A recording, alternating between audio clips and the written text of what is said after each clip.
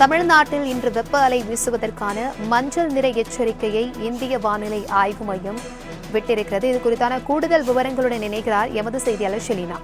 வணக்கம் ஷெலினா. தமிழ்நாட்டிற்கு மஞ்சள் நிற எச்சரிக்கை விடுவதன் மூலம் தமிழக மக்களுக்கு என்ன மாதிரியான அறிவுறுத்தல்களை கூறப்பட்டிருக்கிறது இந்திய வானிலை ஆய்வு மையம் மூலம்? இது குறித்தான முழு விவரங்களையும் பகிர்ந்துக்கோங்க.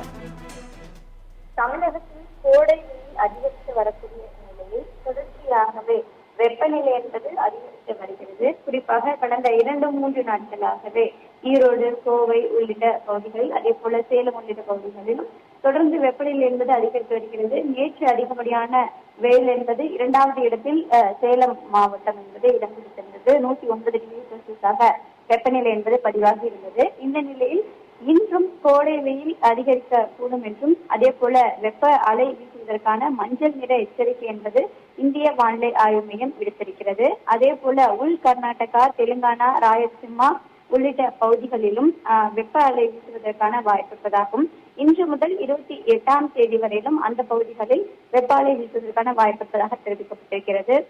அதே போல மேற்கு வங்கம் மற்றும் கடலோர ஒடிசா ஒரு பகுதிகளில் இன்று முதல் அடுத்த 5 நாட்களுக்கு மிக கடுமையான வெப்ப அலை வீசுவதற்கான வாய்ப்பு இருப்பதாகவும், இன்றும் நாளையும் கடுமையான வெப்ப அலை மேற்கு வங்கம் உள்ளிட்ட பகுதிகளில் வீசுவதற்கான வாய்ப்பு இருக்கக்கூடிய நிலையில் அங்கு சிவப்பு நிற எச்சரிக்கை என்பது விடுக்கப்பட்டிருக்கிறது. ஒடிசாவிற்கும் ஆரஞ்சு நிற எச்சரிக்கையும், தமிழகத்தை பொறுத்தவரையிலும் ஏற்கனவே கடந்த 2-3 நாட்களாகவே பல்வேறு இடங்களில் வெப்பநிலை அதிகரித்து வரக்கூடிய நிலையில் இன்று வெப்ப அலை வீசுவதற்கான மஞ்சள் நிற எச்சரிக்கை என்பது விடுக்கப்பட்டிருக்கிறது. தகவல்களுக்கு நன்றி ஷெலினா.